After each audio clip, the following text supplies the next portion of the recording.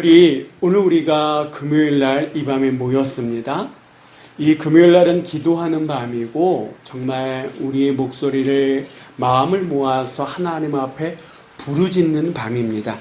오늘은 우리가 이 누가복음 21장 34절서부터 36절에 나오는 이 말씀, 특별히 이 말씀의 한 구절인 항상 기도하며 깨어있으라 라고 하는 이 제목으로 이 말씀을 보고자 하는데, 지금 예수님께서는요, 이제 십자가에 달려 돌아가시기까지 이제 얼마의 시간이 남지 않았습니다. 그 얼마에 남지 않는 그 시간들을 지금 예수님은 제자들과 함께 보내고 계시다라고 하는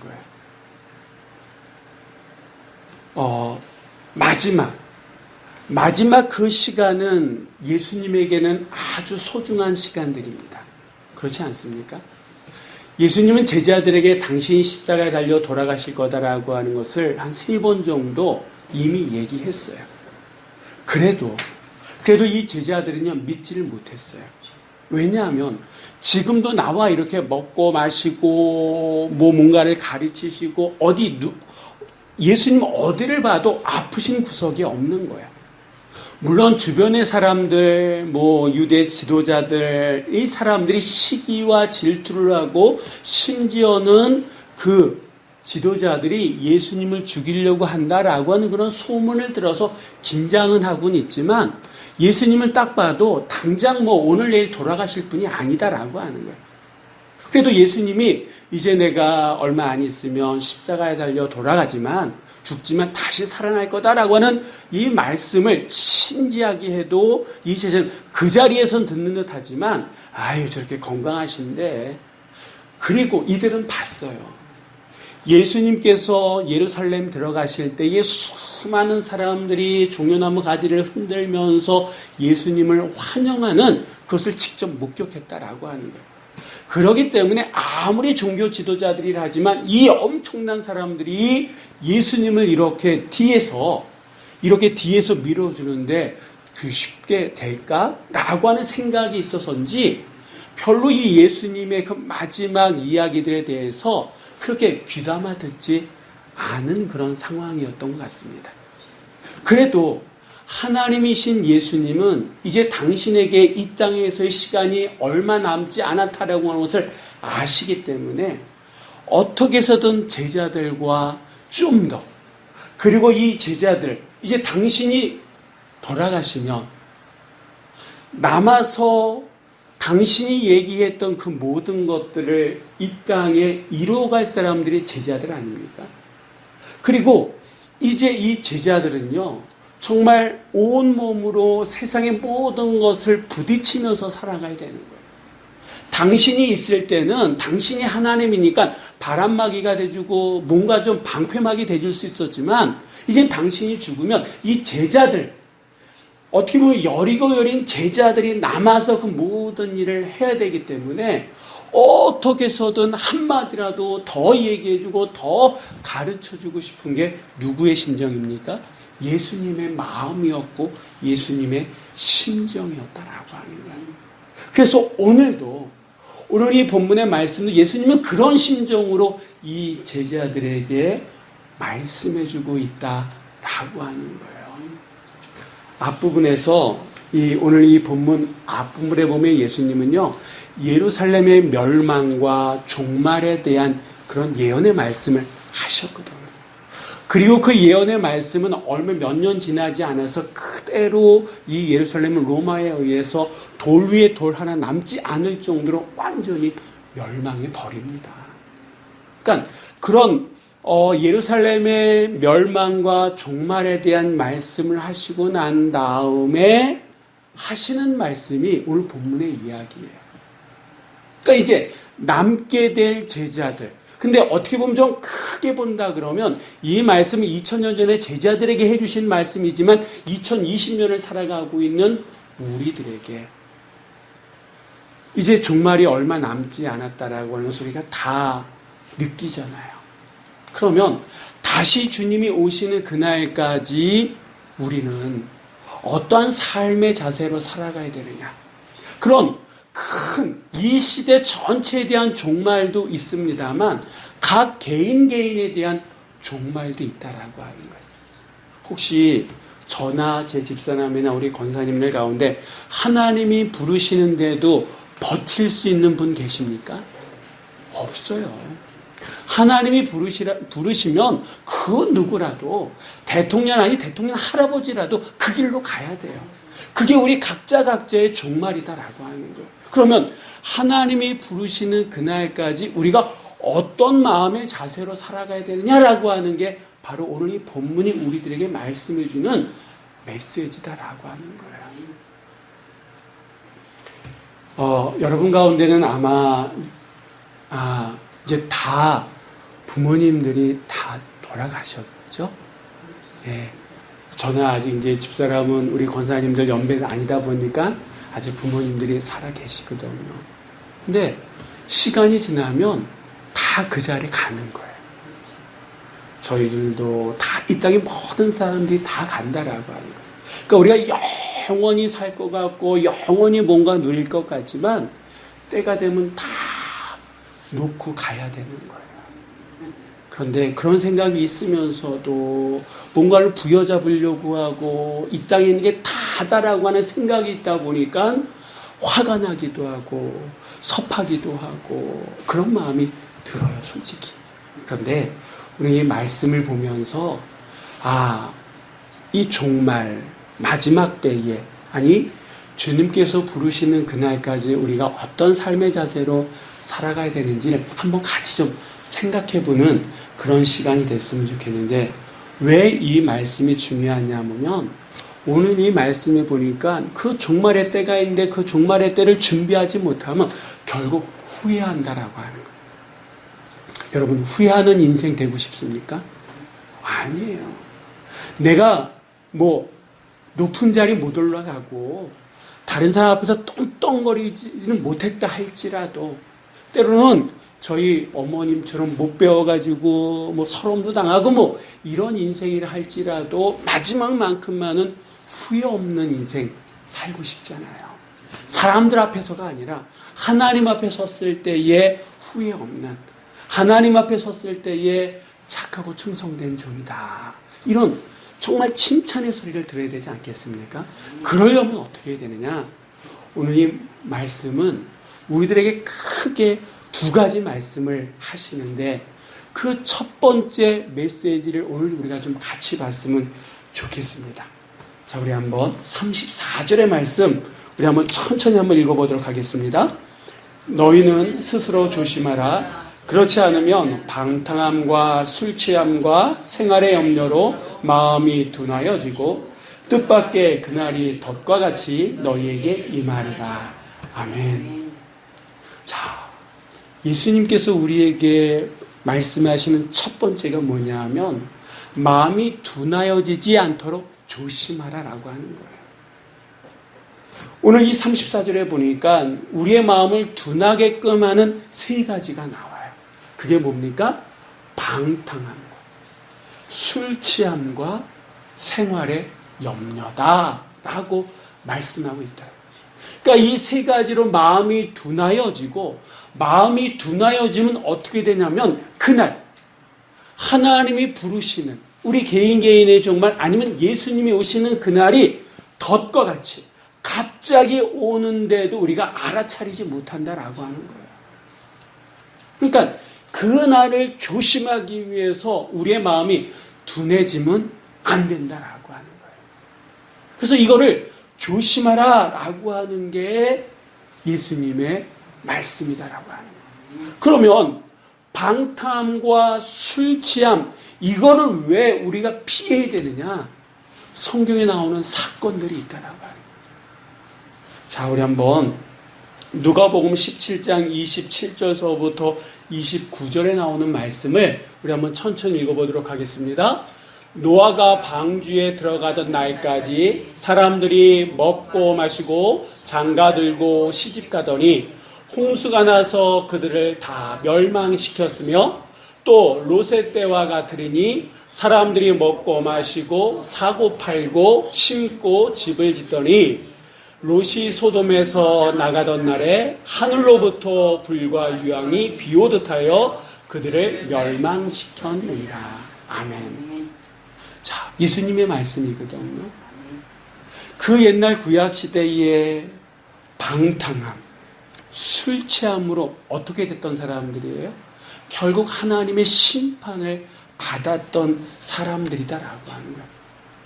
노아 시대 때, 롯 시대 때 사람들이 먹고 마시고 술 취하고 방탕함으로 결국 그들의 죄로 인해서 하나님의 심판이, 노아 시대는 물의 심판을, 롯 시대는 어떻게 됐습니까? 불의 심판을 받았잖아요.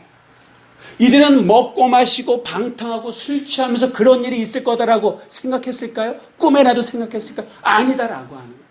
꿈에라도 생각하지 못했다라고 하는 거예요. 이렇게 좋은 세상인데 얼마든지 먹고 얼마든지 마시고 얼마든지 즐길 수 있는데 이 좋은 세상에 그런 일이 일어난다고? 말도 안 돼.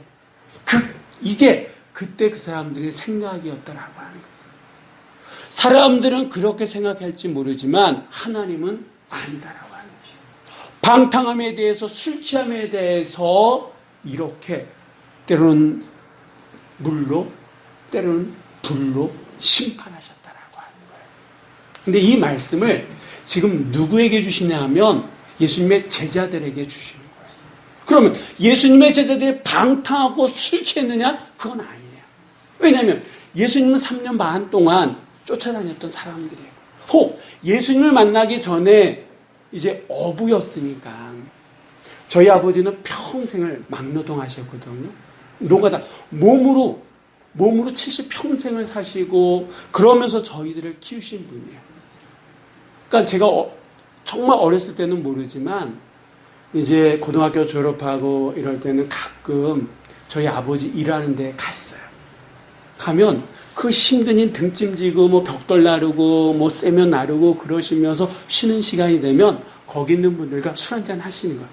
막걸리 한잔 하시면서 또 그 슬기운에 또 뭐 모래 나르고 뭐 기술도 없이 힘으로 하시는 거예요. 벽돌 나르고 그렇게 평생을 사셨던 분이거든요. 그러니까 일이 힘드니까 술 한잔 그때 마시면서 그 힘든 거 이겨내시고 또 이제 집에 와서 또 술 한잔 하시면서 또 주무시고 또 아침에 또 새벽바람에 또 나가서 그렇게 일하셨거든. 그렇게 사셨어요.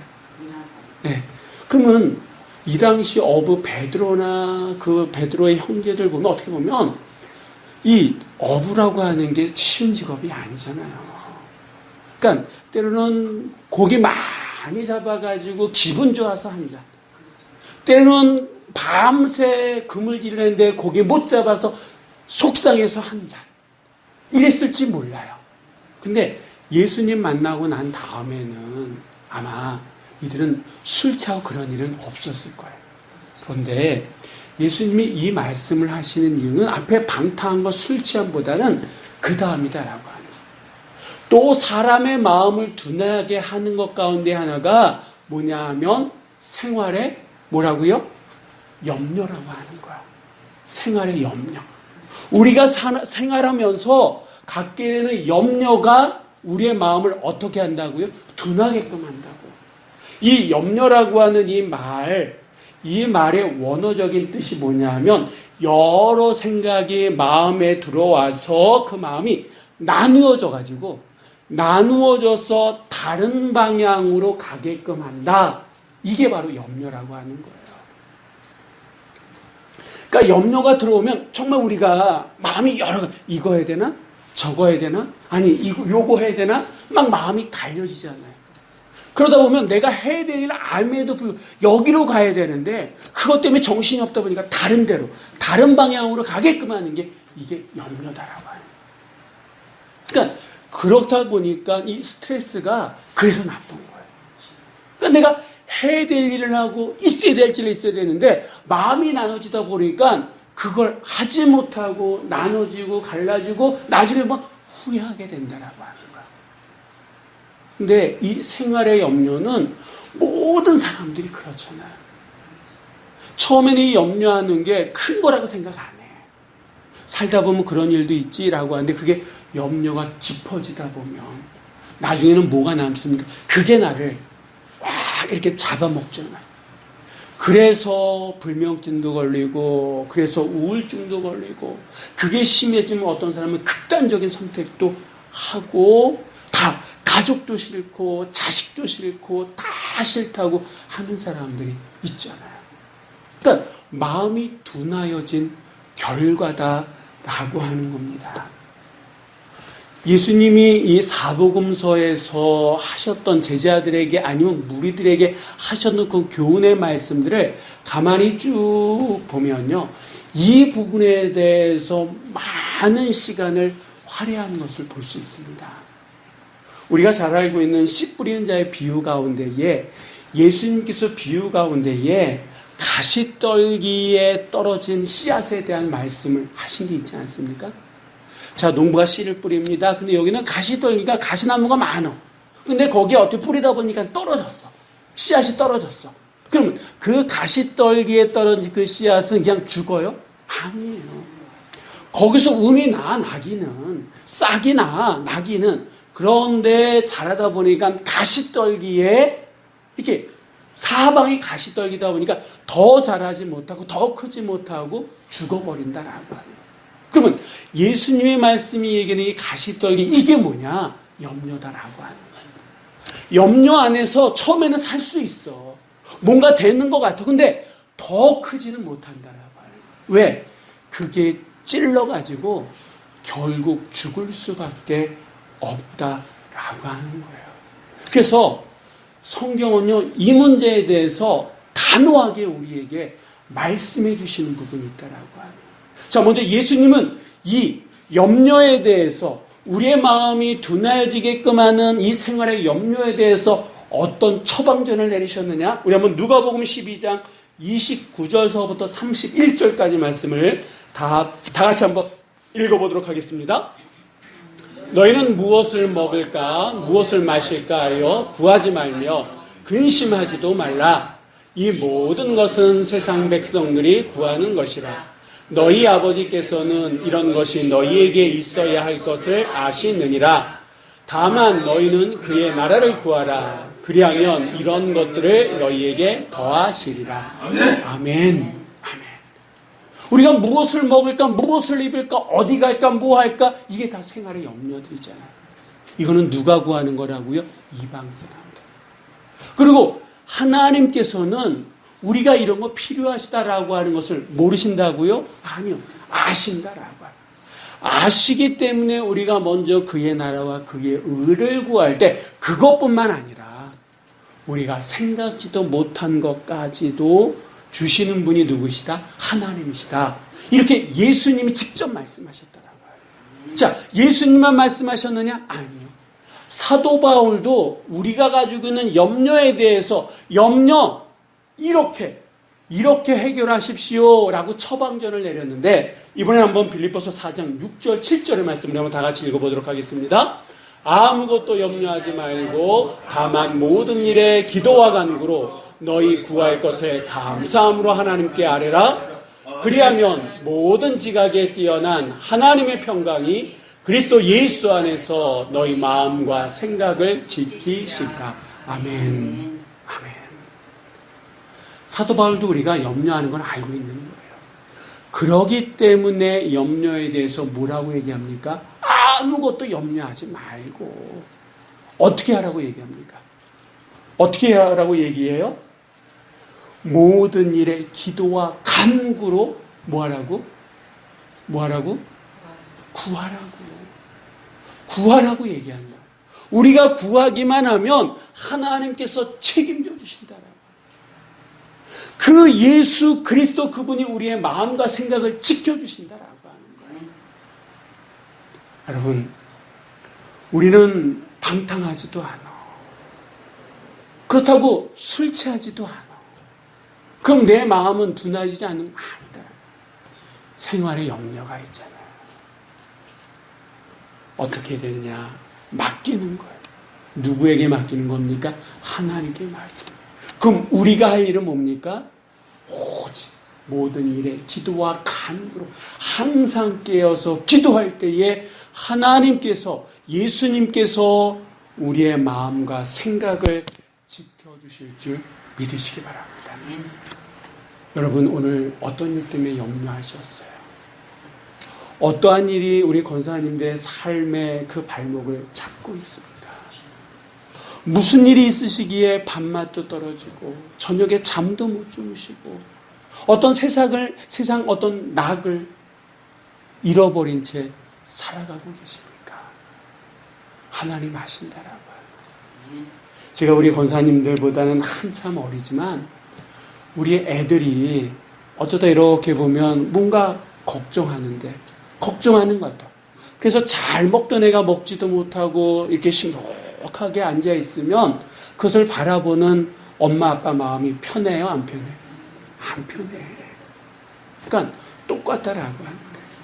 어떤 뭔가 때문에 걱정하고 근심하고 있는 우리를 바라보시는 하나님의 마음도 똑같은 점 있습니다.